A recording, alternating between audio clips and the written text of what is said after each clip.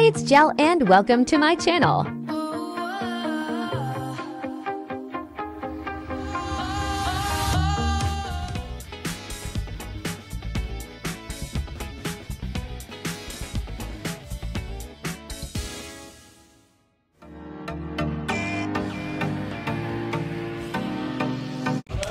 Hey guys, so andito kami ulit sa Amsterdam Central. Actually, 9 PM na siya kasi nga galing kaming Rotterdam kanina. The plan was dapat magbabike kami. Tapos punta dun sa museum na may nakalagay na I love Amsterdam. Kaso lang, alas 8, pasado alas 8 nasa bed pa kami. Nagpapahinga, cellphone. So sabi namin, punta na lang kami ng Central, dito sa Amsterdam Central kasi nga bukas ipapauwi na kami. So ikot-ikot, tapos dinner. May free drinks pa kami doon pala sa complimentary drinks sa hotel, so mamaya pag-uwi namin. So, yun lang, ikot-ikot. Papakita ko sa inyo yung mga tao kapag gabi. Sobrang feeling ko maganda yung nightlife dito sa Amsterdam. Yun din yung nabasa ko. So, ito yung Amsterdam kapag gabi. Busy. Uwi na kasi kami bukas sa Inglaterra. So, lubos-lubusin na namin kayo. Sobrang ganda ng mga kuha na ang picture. Hindi meron nakita dito. Ato ko sa punta. Ikot-ikot na lang muna kami guys. Then later, I'll have our dinner. She says, loves you.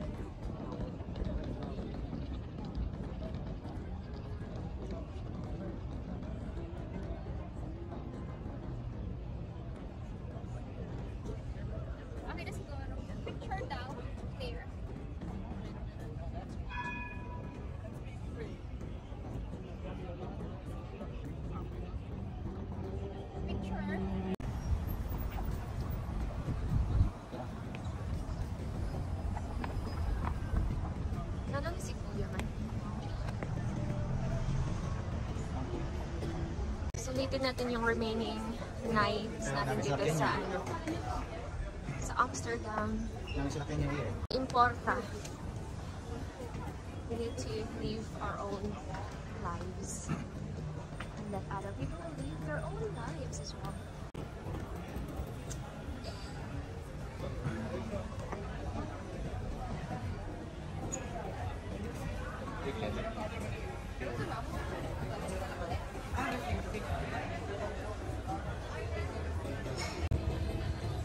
Diba? Grabe, ang lively ng nightlife dito sa kanila.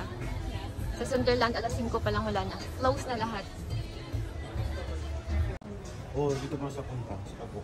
Marami ding mga Asian restaurant dito guys. And gaya niyan, China Sichuan restaurant. Saka kahapon, kami sa Yu Family Restaurant pa rin. Sobrang ganda at very worth it naman yung binayad namin.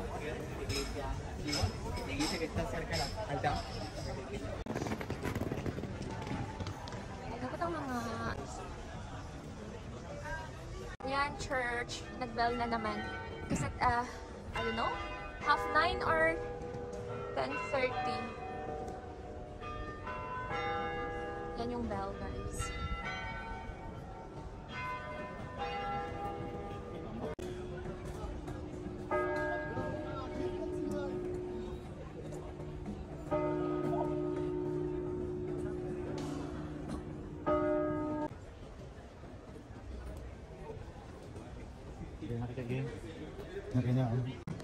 Pili ka na. So, bili lang kami ng additional na fridge magnet guys. May nakita kami itong 4 for 10 dito. Are? Are? Hindi lang mag... Are? Pangit mo? Ari na lang.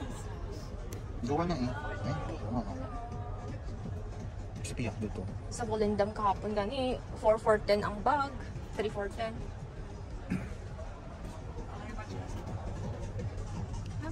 4-4 din ito siya. Hindi. Ato bro.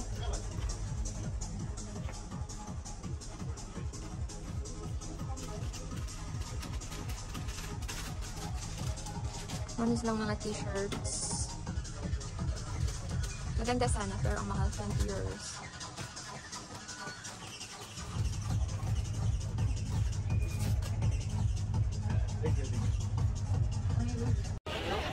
So, nag-dinner lang kami guys doon sa walk to walk. Actually, hindi naman ako sobrang gutom, pero parang gusto ko lang may laman yung chan ko. Kaya nag-order kami ng isang ang daming tao. So, isang menu lang yung in-order namin. Hindi ko din masyadong nagustuhan kasi maraming mga nuts and garlic. I mean, gusto ko yung nuts kapag hindi siya nilalagay sa kanin or niluluto. Gusto ko if nuts alone, nuts lang talaga. So, pauwi na kami kasi nga nakabulin naman yung last na train papuntang hotel namin.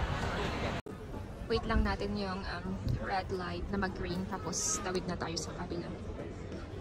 Papuntang hotel namin. So, yan, nakikita ko na yung, I think yan yung Grand Palace something.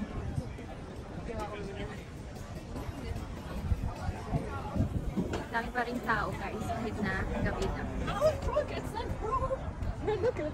Sobrang busy ng syudad na to.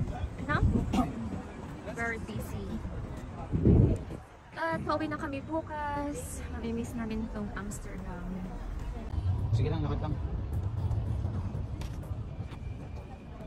Namin isang suga ah.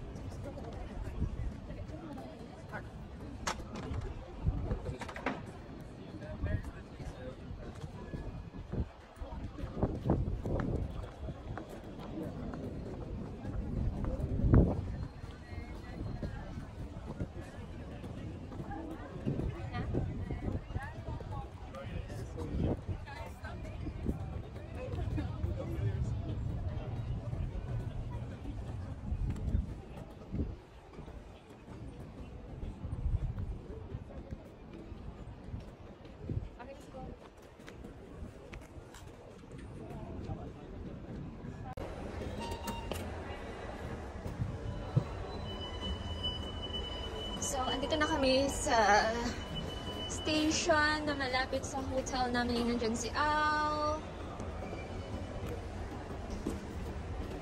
Binet. Oh, I thought you got a Binet. So guys, yung area ng hotel namin. Kapag gabi, ito siya. So, yan yung Amsterdam Sloterdijk. So, ito yung way papunta sa hotel namin. Yan lang yung hotel. O, diba? As in, magkatabi lang talaga yung ano namin, hotel at saka yung Sloterdijk station. Tapos, merong Spar dyan. Nakatabi lang din ng aming hotel. Parang gusto kami bilhin. Anytime, bababa lang kami. Kasi nag-upgrade. I mean, member kasi ako ng IHG. So, pagdating namin, sinabihan kami na may free daw kami complimentary drinks. Any drinks, pwede namin kukunin siya. Yung bar ng aming hotel, punta na kami din sa reception, tapos papakita namin yung aming card na binigay nila nung pagdating namin, pag-check-in namin.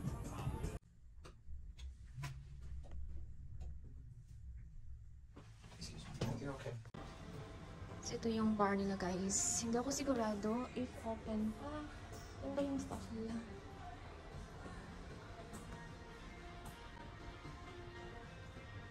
Unfortunately guys, closed na yung bar. Super late na kasi kaming dumating. Pero binigyan lang kami ng aming drinks. Tsaka meron akong glass. Doon na lang kami sa room namin. Mag-inuman. 1 bottle lang naman. Pasok tayo sa hotel room. Since closed na yung bar guys, sinasabi ko diba na late kaming umuwi. Akala kasi namin like until mga morning yung bar nila. Yun pala hanggang 11 lang. Tamang-tama pagdating namin. 1 minute na lang mag-11 na. So close na yung bar. So sabi namin, kasi meron kaming complimentary drinks. So binigyan na lang kami ni Sir, ni Kuya. Maraming mga choices. Ito yung kay Heineken. Heineken o whatsoever, paano mag-pronounce. Ang kalat ng mga gamit namin guys, syempre, alam mo yun, labas-pasok kami doon sa hotel, tapos kasi mostly nasa labas kami gumagala, tapos i-arrange naman namin yan kasi nga palis na kami bukas. 1:35 or 1:25 yung flight namin bukas. At ito naman yung sa akin. Nag-ask ako if meron silang alcohol-free na drinks, kaso wala. Meron silang soft drinks, still water or sparkling water ba yun? Or sabi ko, try na lang natin to if hindi hahapdi yung chan ko. So, hopefully hindi siya hahapdi. And so far guys, andito pa yung natirang cannabis brownie natin. Ayaw ko na siyang kainin. Hindi ko gusto yung lasa, yung amoy at saka yung lasa, ang tapang. Matapang siya for me. So, I don't know sa iba, but for me, yes, matapang siya. I don't really like it. So, yes, that's it guys. Nantay ko lang si Al, andun lang siya sa Spar. Bumili ng tubig namin kasi naubusan kami ng tubig. Tapos bukas, meron pa naman kaming breakfast na pwede pa kaming kumain ng breakfast namin. And that's it. Balik na kami sa UK. Actually, naka-holiday pa ako for 2 days, diba? So, may natira pa akong ilang days. Mga 7 days. Kasi 8 days lang naman yung trip namin for 2 days. For 2 days. For this month, 8 days lang yung trip namin since August 26 hanggang September 2. Sobrang ang saya kasi ang dami namin napuntahang like 3 countries yung pinuntahan namin. Germany, Luxembourg, at saka itong Amsterdam, yung last stop namin. Sa Germany, naka 6 cities kami. Cologne talaga yung Cologne, Germany. Yun yung pinuntahan namin talaga kasi yun yung entry namin from Manchester to Cologne. Tapos, from Cologne, pumunta kami from Cologne, kasi dapat pupunta kami dun sa Cons, sa pinaka, end part ng, yun yung borderline ng Luxembourg. Pero, pwedeng madaanan yung Bonn. So, nag-Bonn kami noong 27. Tapos, after ng Bonn, balik na naman sa Cologne.